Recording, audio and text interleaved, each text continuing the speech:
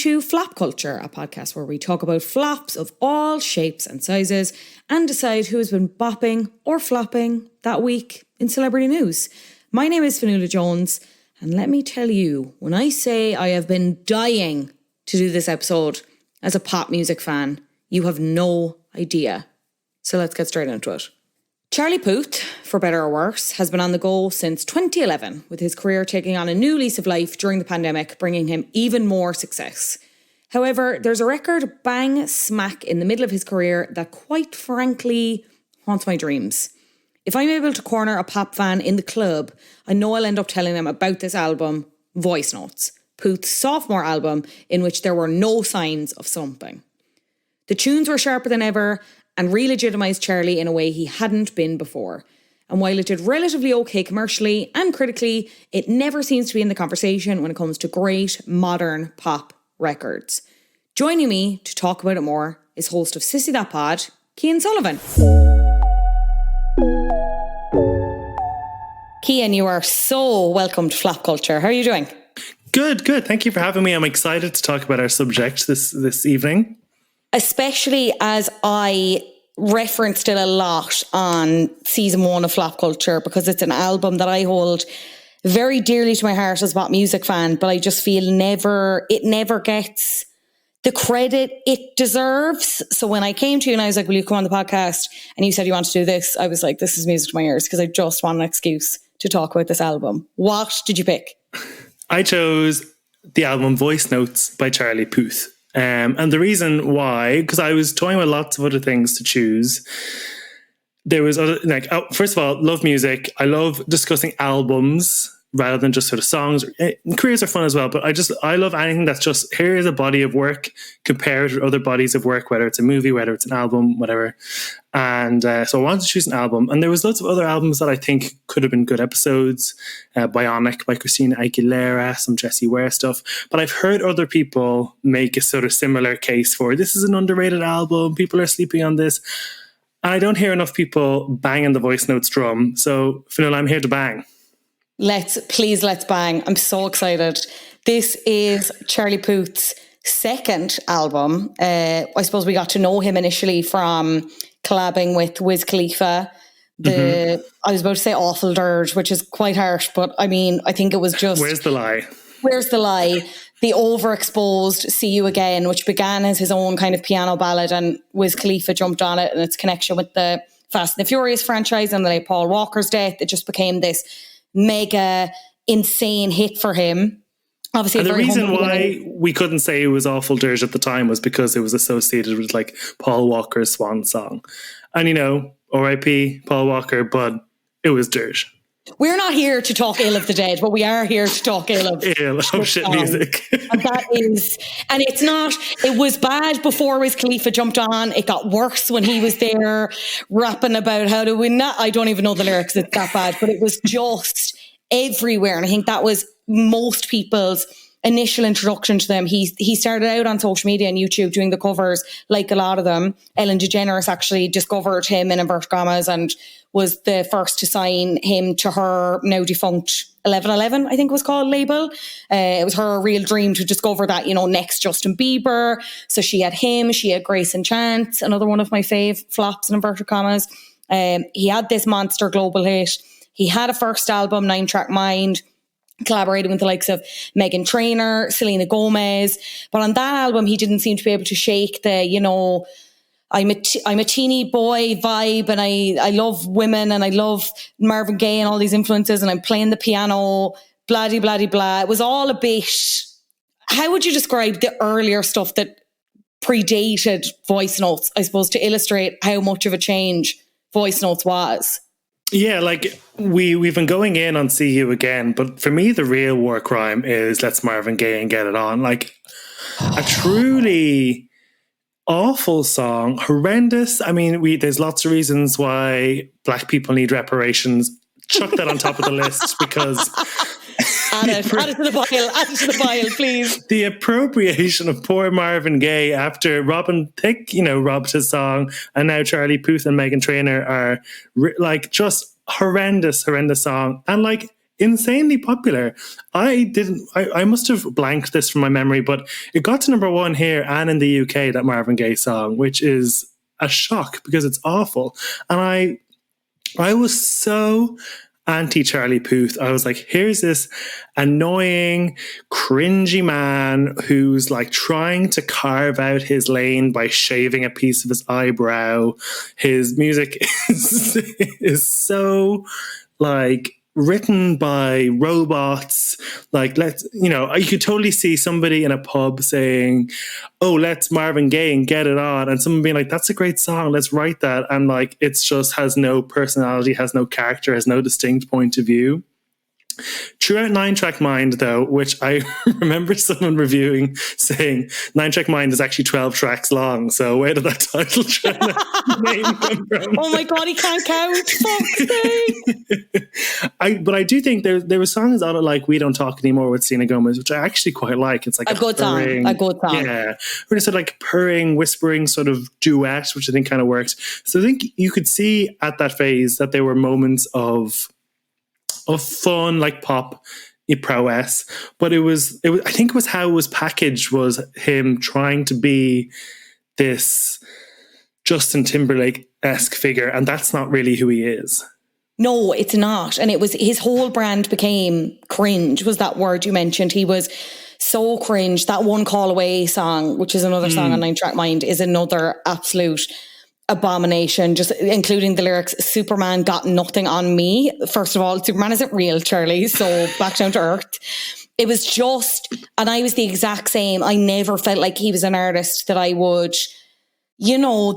align with in that way, in terms of his sound, in terms of his songwriting. The Selena Gomez track was good, and that's where I actually think he sits best, in that position of like, I'm with a girl and we're kind of fighting and we're not talking and I'm this forlorn guy, and that production built around that song worked so well, and then everything else was just like very cliche, very, not to be patronizing or mean, but like YouTuber music. He hadn't moved into that lane at all, which is why then when I came across Voicenotes, only because I listened to a podcast in which they were basically like, what the hell happened? Charlie Puth used to be like really embarrassing, but now he's after producing this album that is quite good, actually. I remember specifically where I was. I was on a lad's holiday, where I was not a lad, clearly.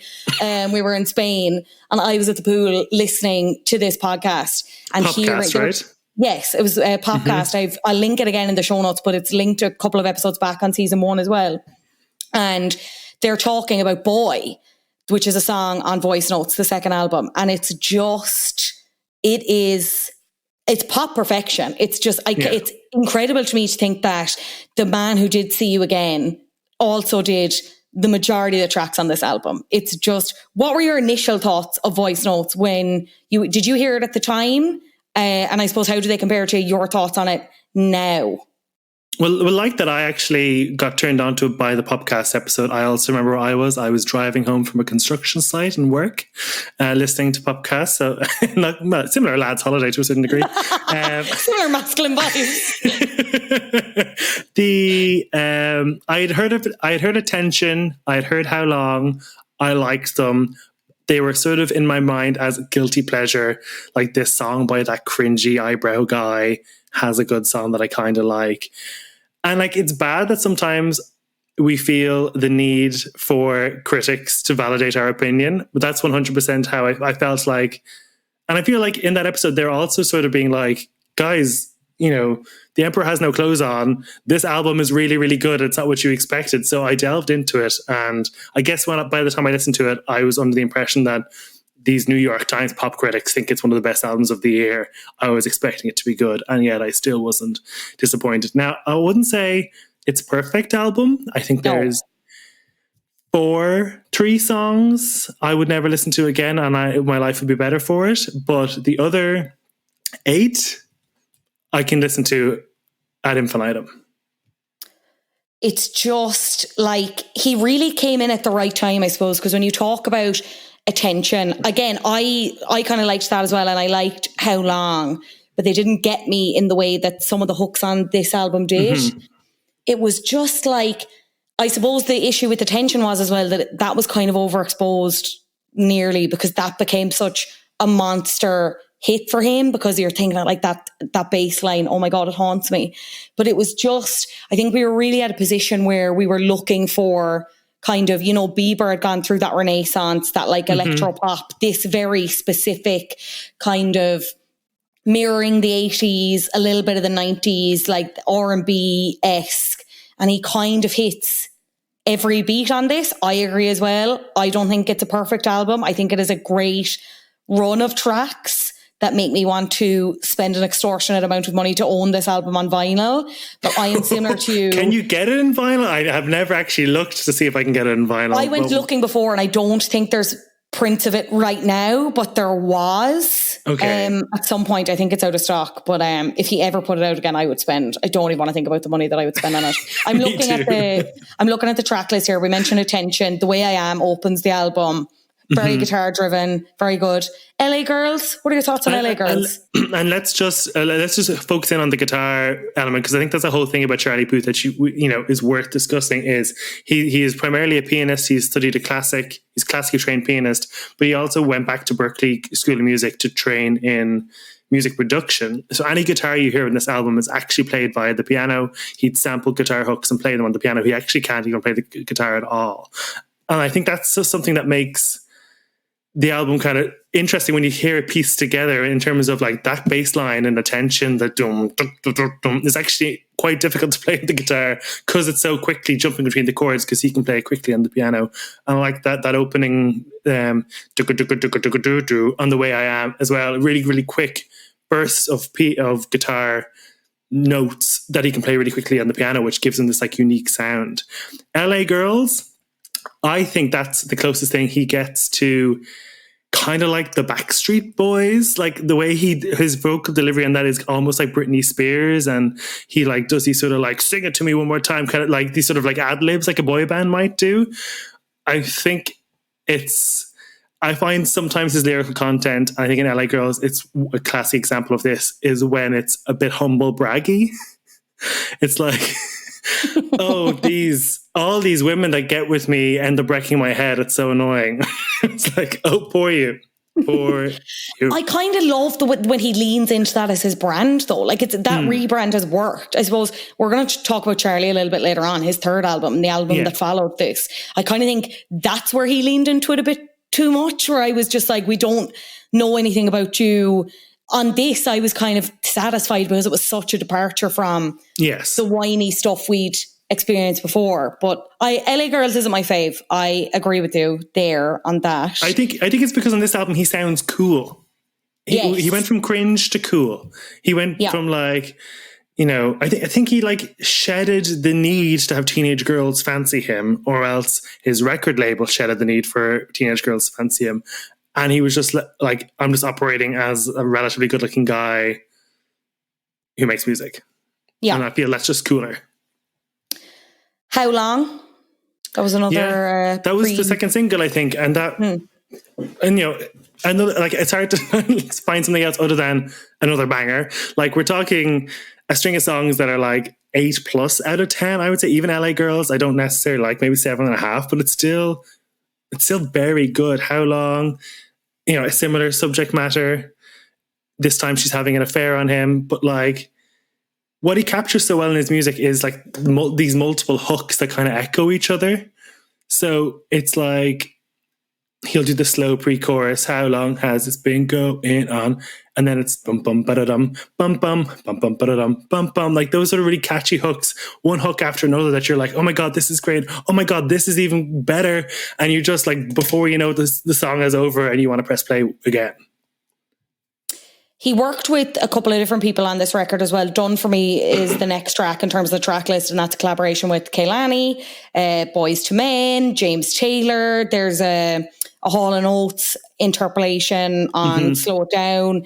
Do you think those collaborations were conscious decisions on his part? Because when I look at that, I'm like, this is you trying to be like, kind of, I suppose in some ways the Boyz II Men is like, I know he wanted this album to be like an homage to like R&B and stuff. I don't get that as much as I get just pure pop.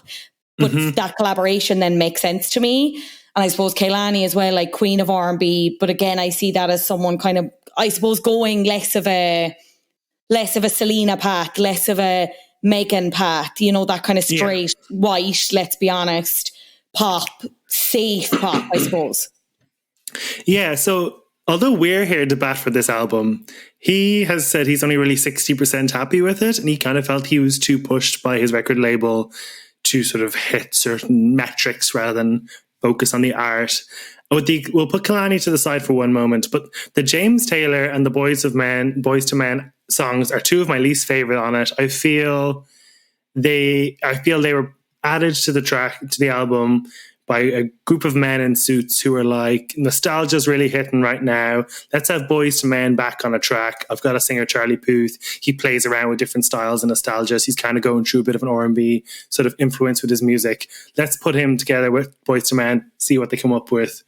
Whereas I think anybody who, like, that song was included on the album because it had Boys to Men on it, not because of its own merits. The Kalani track, I think you touched on earlier with the Selena Gomez, that's kind of where he's at his best. Like, the only time we ever hear any sort of criticism about him or the character he plays is from Kalani on the album being like, you know, I never cheated. I was putting up with your shit just as much as you were putting up with mine, you know. And that's like, he works really well in that duet sort of, you know, tangoing lovers, like they hate each other, then they fuck each other. Like, that sort of like dynamic works really well. And that's kind of the magic behind that track with Kalani. It's very musical theatre, isn't it? It's very like call, and like he says everything and then she's like, I never cheated. And then it's the two of them doing it. You know what I mean? That's what I was thinking when I was listening to it on my drive back again. But I still love it. I love her. I couldn't agree more about the Boys to Men track and the James Taylor track, which I feel like one of the tracks on this is dedicated to the families of victims of a school shooting, which makes me feel bad, but it's still a terrible song. Anyway, I think it's the James Taylor track. But anyway, sandwiched between those, then we have Boy, which I made reference to, and Slow It Down. Slow It Down has the whole notes interpolation. Just sounds great, even beyond like the lyrical thing, because it's like his head's wrecked from this girl, but he just can't stop shagging her. He's obsessed with shagging her. She's taking off her clothes and he's just trying to get away from her, but she's taking off her clothes again. Why won't she stop taking off her clothes? And then Boy is like, he's trying to get with this older woman and she's like, I'm not shagging you because you were born in the 90s. You won't wake up beside me because I'm born in the 90s. Shouldn't work. But oh my God, Cian, it tickles every, like if I was to create a pop song in a factory, like distill the purest iteration of pop, this is what I would make. And anytime I'm like, this is the song I want people to listen to on the album, like Boy, and going in even to Slow Down, but I think Boy trumps it for me. How do you feel about them? Yeah, I totally agree. And what kind of bowled me over when I first listened to this album is like, we get to the first few tracks. Attention, it was a single. How Long was a single. Done For Me with Kalani was a single. I think The Way I Am was like maybe like a promotional single or something. So it's like, these are all good, you know, solid tracks. I've already heard them on the radio. And then you get to kind of the back half and you have Slow It Down and Boy. And one of my favorites, Somebody Told Me, and Empty Cups. And you're like, you were hiding these? You were not planning to release these. You were just going to leave these, gather dust for the Puthinators. These are top tier songs. People would sell their mother for one of these songs to be their debut single. It's so strong. And the fact that you're happy to just leave it in the back of your album and happy no one to listen to it is a crying shame. Boy, that line in the 90s is brilliant.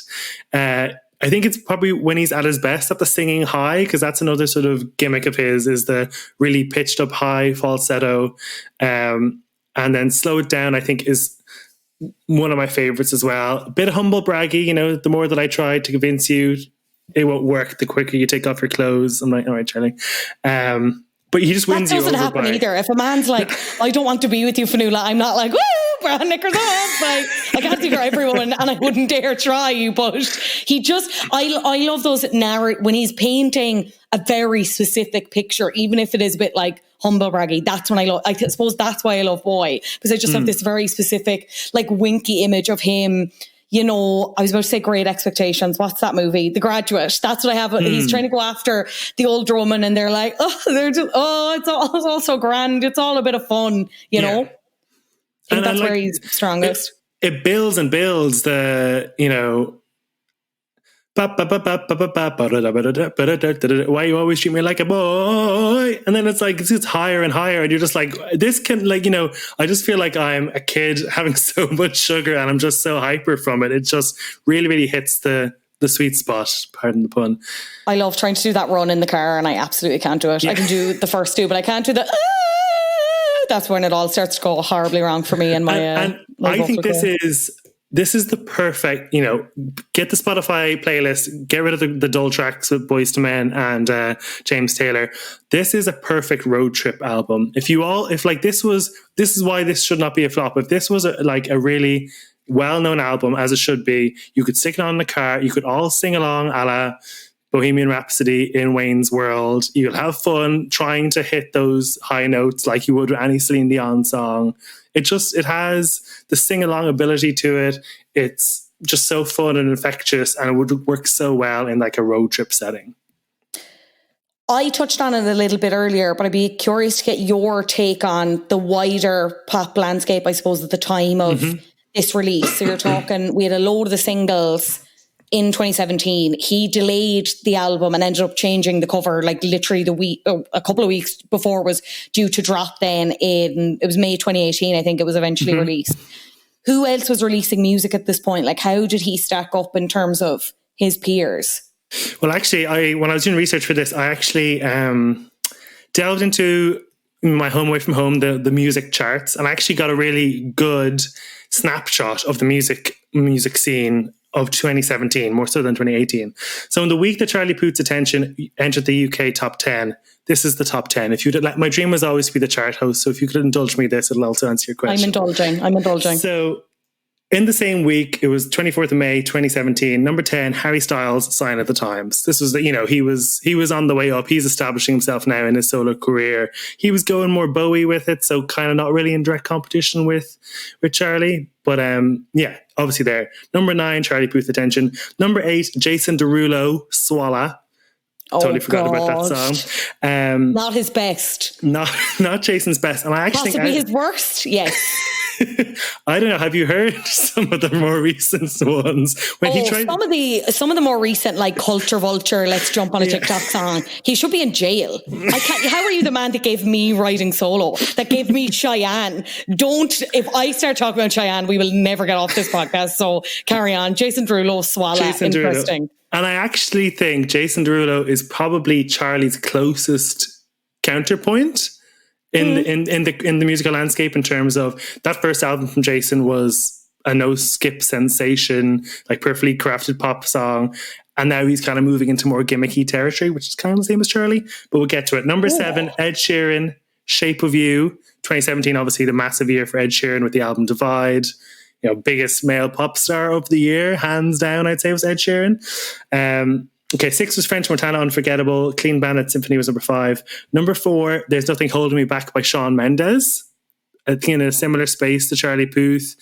He came from Vine, Charlie came from YouTube, but I think Shawn always had more of a sex appeal than Charlie, so he kind of, again, I don't really feel they were necessarily... I never got that with Shawn Mendes. I got like teen appeal, and it was more... The music was more specifically catering to teens in a way that seemed less offensive to me than Charlie's initial stuff. And then when he started doing stuff like There's Nothing Holding Me Back and kind of the more exciting things, I was like, oh, okay. It was less, jarring, I suppose, than Charlie's transition. But it's interesting that you say that he kind of had more sex appeal.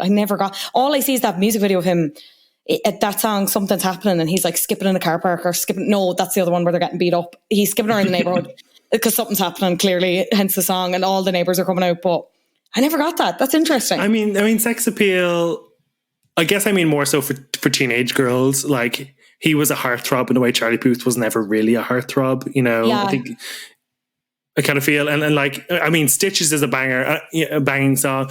Maybe Shawn Mendes is to the guitar what Charlie is to the piano, maybe. They just definitely feel different to me, sort of almost texturally. Okay, go and put my finger on it. Number 3 then was Liam Payne, Strip That Down. How did we let that go to number 3? Whereas ironically, Charlie wrote his follow-up single Bedroom Floor, which was a much better song. And then number 1 and 2 were both Bieber songs. Number 2 was a song I deleted from my brain, I'm the One by DJ Khaled featuring Justin Bieber.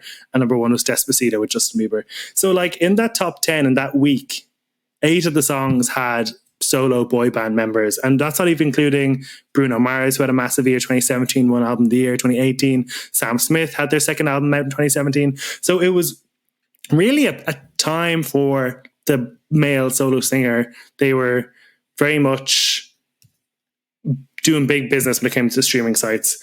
And I think like when you look at the appeal of Bieber, of Harry and Liam, both from One Direction, Ed Sheeran, you can kind of see how Charlie is like fourth tier amongst them at the time. Which is interesting because he is so much more musically talented than a lot of them. Like this is a man who has perfect pitch. He self-produced pretty much all of Voicenotes. Mm-hmm. Like you talk about him kind of, you know, he can't play the guitar, but he's able to just make these insane sounds out of nothing. Like we've seen him do the rounds now on all the late night talk shows, and we're going to be talking about him on TikTok and stuff and him creating that most recent album, but we've seen him do it, like him being able to identify a note from a reversing car. You know what I mean? It's really interesting. I suppose it just goes to show how much the cringiness, I suppose, was still kind of attached to him. Like it really took, this was kind of Bieber's, if we take Bieber as an example, Justin Bieber, like this was kind of his real second wind. Like he really needed purpose as this kind of earth-shattering rebrand. I'm cool, I'm back, I'm doing pop music, this is what I'm talking about, yada, yada, yada. And then he had all these other string of hits. Like it was just, this kind of seemed like something that didn't escape Charlie even until, I suppose, this most recent album, where he made a real point of he said with this most recent album, Charlie, that he actually considers it his first album, which I find such a slide on Voicenotes when it has like some of his best work. And to be honest, a lot of the songs on Voicenotes are better than what we've heard on Charlie from 2022. Yeah, but in the same note, I can kind of see why this flopped. And it's because, unfortunately, we need more than just a good song to love a pop star. We need the character, we need the framing of it. Like, let's take the latest Taylor Swift album, Midnights. I don't believe that she wrote them with the writing prompt of 13 Sleepless Nights. She came up with a few songs, they were a bit confessional, and she said, how am I going to frame this album? And it's, what a brilliant sales pitch for it. You know, you think that, you go, that's perfect. What I can listen to this, that's the framework for that I listen to this album. You don't necessarily get that with Charlie Puth. You don't really know who he is. You know, we all want to fuck Harry Styles. We want to go for a pint with Ed Sheeran. We want to dance with Jason Derulo. We want to, you know, hope that Justin Bieber doesn't go out with our daughters. Charlie Puth is personalityless amongst those other men. And I think that's why this flops, because people don't have a reason to root for him. Yeah. Yeah. It's interesting that you mentioned Ed Sheeran there. I pulled this out from The Atlantic at the time reviewing Voicenotes. Spencer Cornhaber called Charlie a guilty pleasure and noted that Puth is not aiming for Ed Sheeran every guy relatability. Do you agree or disagree? And do you think that's a help or hindrance to him? I agree, and it's a hindrance. I think Charlie has not found his niche as a pop star. He has. I think this new TikTok thing he's doing is a really great thing that distinguishes him. But I think up to that point, anyway, he hadn't found what made him unique as a pop star. What was his USP? You know, people didn't know he had perfect pitch at that point. People didn't know that he had made those songs. Like, think of someone like Ava Max, who makes these perfect, like these brilliantly catchy, like to the point of like insanity-inducing catchy songs. $1 Million Baby Forever. Oh, Jesus Christ, what a tune. You know, Charlie wrote her song Tattoo with her, and so am I, you know, but we don't give her much credit because we kind of just see her as this sort of robot lady who sings good pop songs. I think Charlie fell victim to that as well. As like, here's a guy who has great pop songs, but he probably doesn't write them himself. And, you know, we don't want to have sex with him as much as we want to have sex with other pop stars. And we don't want to we don't find him as relatable. And he just never crafted himself out as that. And I still feel he's stuck in that rut, and that's to his detriment. And I feel he's probably at his best as a songwriter producer. Like, I think it's worth to mention that the track by the Kid Laroi and Justin Bieber, Stay, last year, one of the biggest songs of the year, written by Charlie Puth, at least partially. And I generally do not believe if he had released that song under his own name, it would be half the hit it was. Like, I think he needs these pop stars with these lives we want to emulate to like take his music to the top tier until he finds his own sort of niche. Were there any hints as to what we were going to get with Charlie? Because we've talked about that a lot. That was his third album, 2022 release. We basically saw him produce and make it essentially throughout the entire pandemic as he discovered TikTok and showed us that side of his personality, as you said, that he has perfect pitch, that he can identify any sound, that he's going to spend all day in his room just making these sounds because he that's the only thing he can do because there was a pandemic ongoing, everything else. He made this album. It came out. Were there any callbacks to Voicenotes that you recognised? And I suppose overall then, how do you think it compares to Voicenotes? Because we've already mentioned how proud he is of this album and how much he kind of wanted this to be his first album. Like it's self-titled, you know what I mean? Yeah, 100%. And that always means something for an artist. Yeah, I realised he had perfect pitch, not from his TikTok stuff. It was during the pandemic, so maybe 2020 when he was still sort of releasing stuff. So I guess he leaves his record label that he was with Voicenotes and he's back to his original record label, and he feels more nurtured with them. He was more focused on making an album.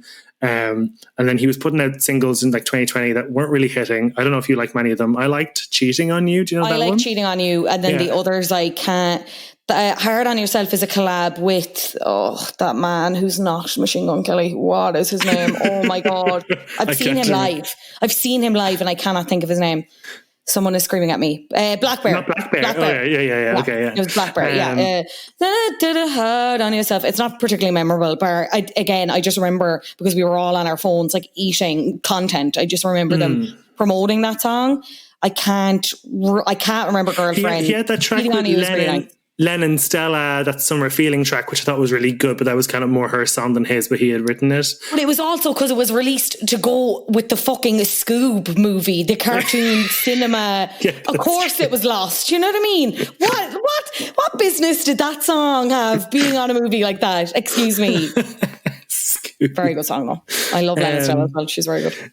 So anyway, during my lockdown morning yoga that I would do, I used to watch YouTube videos, and I watched a video of him being quizzed about Friends by Courtney Cox, and he loves Friends.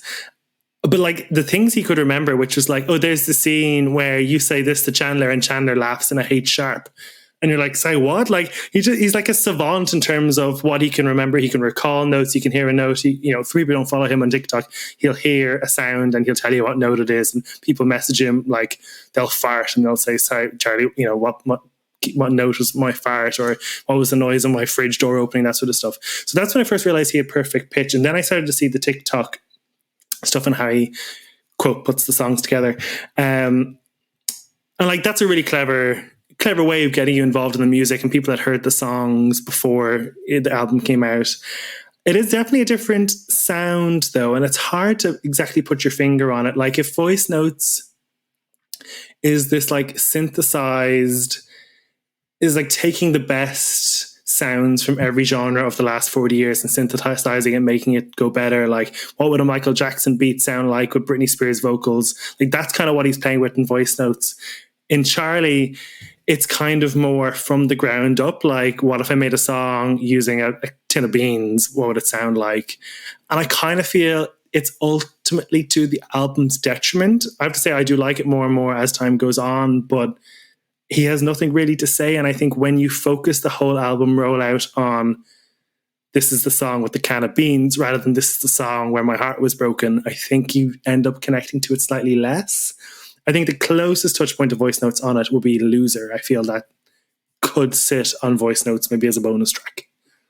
Yeah, it's really hard, I suppose, when you have an album like Light Switch is obviously the most successful song on that album because it was him sampling the sound of the light switch, whatever. And it's a good novelty, but it also is a good pop song. But then you have something like to completely go off the scale on that, you have That's Hilarious, which is the second single from Charlie. And it's this gut wrenching, he talks like about the worst moment of his entire life. And it was really emotional to write. And he was really nervous about it being out in the world.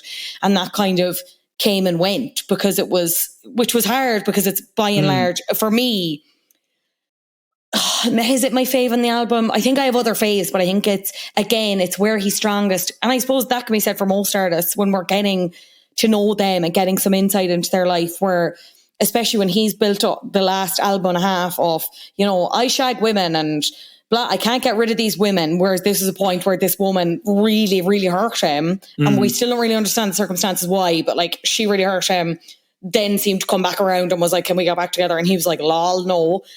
It's so difficult. Like, does he need a PR relationship for the next album? Like, I don't, is that it? Is that all what else does he need to, I suppose, become the pop star that he is? Like, he has, yeah, but he is it, but it's like, there's some disconnect somewhere. I mean, let's just focus, let me answer your That's Hilarious bit first. Like, that's actually very true. I don't give That's Hilarious enough credit for the lyrical content because I feel it's undermined by its gimmick, which for me is a song called That's Hilarious, and then That's Hilarious, ha ha ha. That's the kind of anchor point for the song, is this sort of like gimmick around, what if I named a song called That's Hilarious and there's a ha ha? And like the whole, like if that was Adele, she would frame it totally differently. And she was like, this is a song about having my heart broken. Well, that wouldn't stand out for Adele. But you know what I mean? Like framing it via the story, then framing it via the gimmick. And like even Left and Right, which came out afterwards, the gimmick is, when he says left, it's in your left ear. When he says right, it's in your right ear. And Jungkook from BTS is in that. So I feel like this album is kind of built around the gimmicks of using weird sounds. And I kind of feel that probably doesn't make for the best pop star. I wonder, to answer your question about the PR relationship, there was lots of speculation around attention that it was about Bella Thorne, who he had dated previously to that song. So maybe that would work. Or maybe he's just never going to be a Harry Styles. Maybe he's happy in that space. Maybe he's like a Tuvalu or a Licky Lee or a Carly Rae, where he's always the underrated or the under-championed pop star who is happy to give songs that make him money to the bigger stars and make the songs that sound most like him. Like, I think a direct comparison in that regard would be Nick Jonas, who I feel you also have a big love for, like I do. For the love of God, someone come on and talk about Nick Jonas' solo career with me, or I'll do it myself. I'm obsessed with that man and his really bizarrely good pop songs that nobody wants to talk about. I know, they're so good. But in the same way, I don't feel they're as authentic as Charlie's are. He has the fucking PR relationship out the gills with Priyanka, and like that's not really taking him that much further with it. So yeah, I don't know if he actually has it in him to be a Harry Styles, even with a PR relationship. And I think he's okay with that. I don't know if he is. No? I agree with you in that I find it hard to see how he could ever. I think he's kind of peaked where he is. Like I can't see him having another breakthrough like he did with the TikTok stuff and the pandemic. I think he benefited so much from that.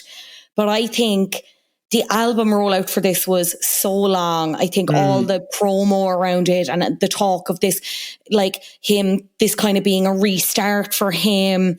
I think he really thought this was going to be astronomical to the moon, and no single caught fire quite like the way Light Switch did. Yeah. And just because it was so long after Light Switch and we were coming out of the pandemic, it was just, I feel like people's attention spans were already elsewhere, and there's a part of me that just thinks, and look, I'm going to be honest, I'm basing this off nothing other than my own opinion, but I just think... But this is what podcasters do, so it's okay. Truly, yeah. There's a part of me that thinks it kind of rots him. There's a part of me that thinks he is on par, if not better than Bieber, and I'd say he's probably like, why am I not there? Because like this just came into my head there as we were talking. Where would he play if he announces a tour tomorrow? I know he was touring the States in the run up to Charlie, but if he was to tour tomorrow, where would he play in Ireland? I actually wanted to ask you this as well in terms of his capacity. Because I feel like he'd want to do a 3 arena, but I don't think he'd sell. I think it would be the 3 Olympia. But I don't know if he'd want to do the 3 Olympia then. No, and it'd be a totally wrong venue for him. Like the Marquee in Cork, would we go there? Like, could that work? Girls, I love Cork. This is no tea, no shade on Live the Marquee. But honestly, can you imagine Charlie Puth doing his little ding-dings on the piano down under a tent? I don't think so, babe. But then I suppose it's also when you talk about the 3 arena, it's like, he's not a dancer. I don't doubt he could fill a show up with like really good visuals. And, you know, I don't doubt that he'd obviously have dancers there to be doing the heavy lifting there. But he is so behind a piano, not a performer, I suppose, in the way that I suppose that's something that Justin Bieber has up on him. Like Justin Bieber can dance in a way that Charlie never will. Yeah, Kane's making faces. Like, you know what I mean? I'm not saying he's incredible. He was no Jason Derulo, right? He'd give some light, do a choreo, and he'd do a little, you know, he'd do a bit of moving around the stage. It's so hard to visualize Charlie as that as a live artist. Yeah, and also like, okay, I can hear attention in the 3 arena. It would fill the room. I could hear How Long, I could hear Boy, I could hear Slow It Down, I could hear Somebody Told Me. Pretty much everything off Voicenotes, by the ones we don't like, I could hear filling the 3 arena in terms of the sound. Like, Smells Like Me, that's not going to fill the 3 arena. Like, I don't, like maybe Charlie Be Quiet might fill the 3 arena. I really like No More Drama, but they kind of, I don't know, they're more subtle.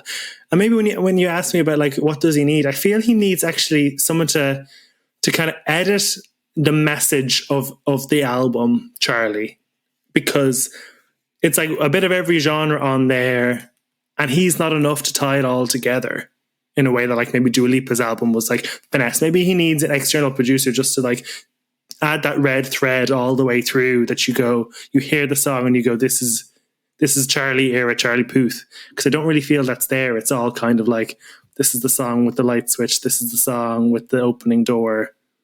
You know, it doesn't coalesce in the same way, and it doesn't really feel like it's stadium ready. Bring the cohesion. Back to Voicenotes. Yes. What, in your opinion, best and worst song? Worst song is Change by James Taylor.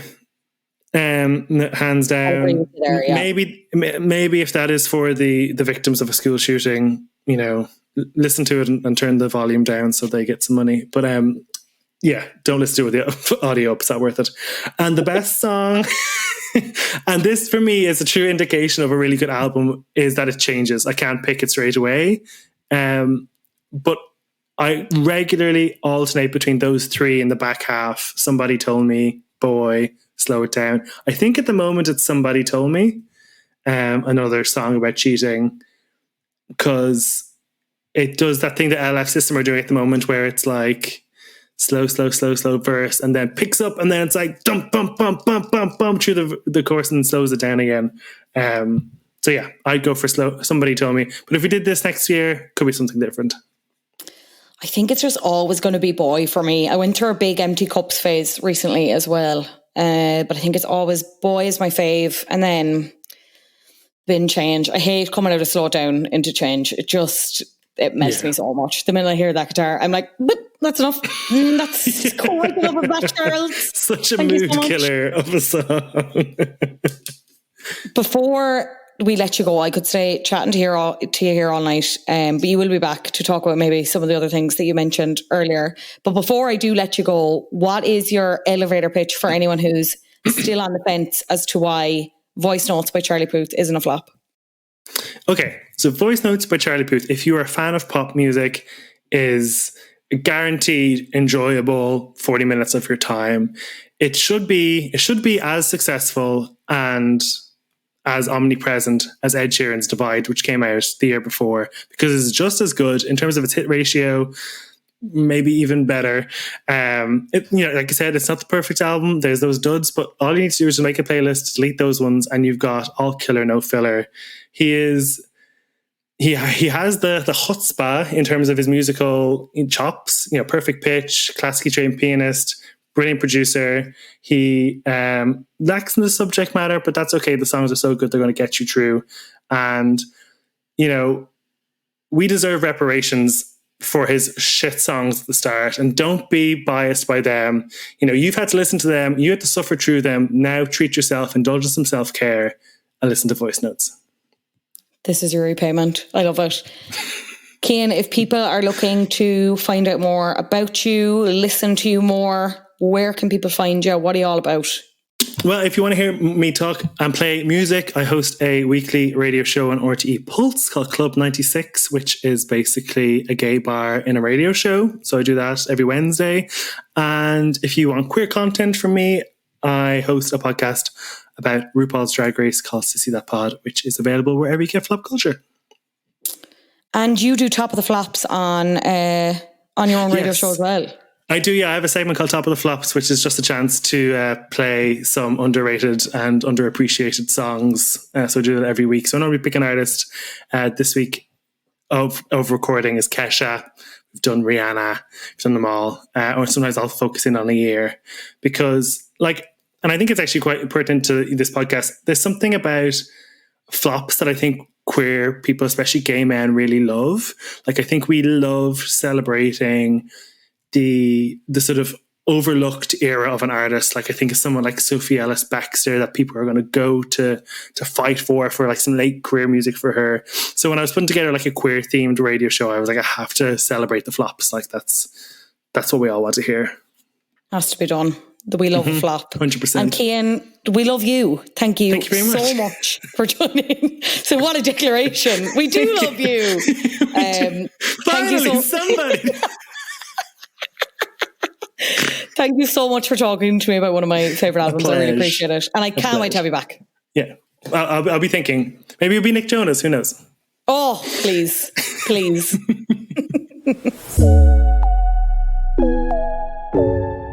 Massive thanks again to Cian for joining me. I'll leave all of his links below. Charlie Puth's Voicenotes is out now, wherever you listen to music. Cian will definitely be back. We love shooting the breeze about music. And it was great to cover another album this season. Finally, it is time for Top of the Flops. You're a flop. Top of the Flops this week is anyone who is being a hater about the new hosts of Big Brother UK, despite the fact that we haven't actually seen them host yet. It all just feels a little bit unfair to me, if you ask me. And it kind of feels like flop behaviour. So for anyone who's unaware, the hosts of this Big Brother reboot have been announced. It's AJ Odudu and Will Best. I'm not hugely familiar with Will Best, if I'm going to be completely honest. AJ I know from doing other things. And of course, if you're familiar, she actually co-hosted with Rylan on a season of Big Brother's Bit on the Side when it was over on Channel 5. I think it was Channel 5. Anyway, 90% sure on that. But she ended up actually being let go from that. So it's kind of a nice full circle moment for her, I have to say. But I'm really, really frustrated by the response to the news then being cast, right? And look, this was all but confirmed. This leaked a couple of weeks ago. Like, it was always going to be them, you know what I mean? I'm a bit frustrated by the people who were like tagging people like Rylan in the comments, who, as I mentioned, he's previously hosted one Celebrity Big Brother back in the day. He's a Big Brother super fan. He's always said he'd have his hat in the ring. I really like him. I think he's a great broadcaster. I think he's a great host. But I do also think that this being the hard reboot that it is, it needed someone different. It couldn't be someone that was associated with the brand. And I think this is the right call. And I think it's really unfair to, you know, make assumptions when we haven't even seen them in action yet. I just think it's really unfair. And I think even if you remember back when Davina finished up with Big Brother and it moved over from Channel 4 to Channel 5 and Emma Willis took over, and it was like, Emma will never step in the shoes. Emma will never match up to Davina. And look, I'm not comparing two women against each other, but Emma absolutely held her own. She was great. Like, she's as associated with Big Brother now as Davina. Whereas prior to that, you would have been like, it's only Davina's show, blah, blah, blah, whatever. Like, let them go out there and show us what they've got. This is a new generation of Big Brother. I think it's important that we have new hosts. Look, depending on when this comes out, I think it's going to be October, September with the way the schedule is at the minute. I'm a Celeb All-Stars and then we're going into Love Island. God help me. God help us all. So I think it'll be in around then. I'll happily eat my words if they're shite then, okay? I will. I absolutely will. I really don't think they will be. I think I think it's a good dynamic to have two. I'll be interested to see the two of them together. I think that will make a big difference to see if that translates on screen. She's really good. She's proven herself before, though. Like, to me, the show's in safe hands. Will, I don't know, whatever. Let the man prove himself. Let men do that for once. But I'm not anxious about this. I think it's going to be good. And I think we just need to relax the cacks and stop tagging people in comments, because it makes them feel really shit as well, probably. Or maybe they don't care. Maybe they're just like, I'm so jazzed to be hosting Big Brother, as they should be. Let's not take that away from them, okay? Good. Anyway, thank you so much for listening this week. Please rate the show 5 stars on Apple Podcasts. If you do, I will recommend a bop or a flop that I love to you. A big thank you to McWordstock, who left a 5-star review last week. Mine, I recommend a show to you called Jury Duty. It should be on Prime Video over here, but if not, you will find it on the World Wide Web. Just grab a VPN. It's a mockumentary-style series. It sets up a real person through a made-up trial. They're not on trial. They're on the jury. Jury duty. Clues in the name. Everyone else is an actor except them. It's absolutely hilarious. It stars James Marsden. He's playing himself in the role of a lifetime for him, I will say. I think you'll really enjoy it. And regardless, I really appreciate you listening and taking the time to leave a review. You can also leave a 5-star review on Spotify. This podcast has been edited, as always, by Adam Shanahan. Artwork by Brian Lambert. Until next week, I was going to say I'll see you, but you won't see me. But you will hear me next week. So until then, bye-bye.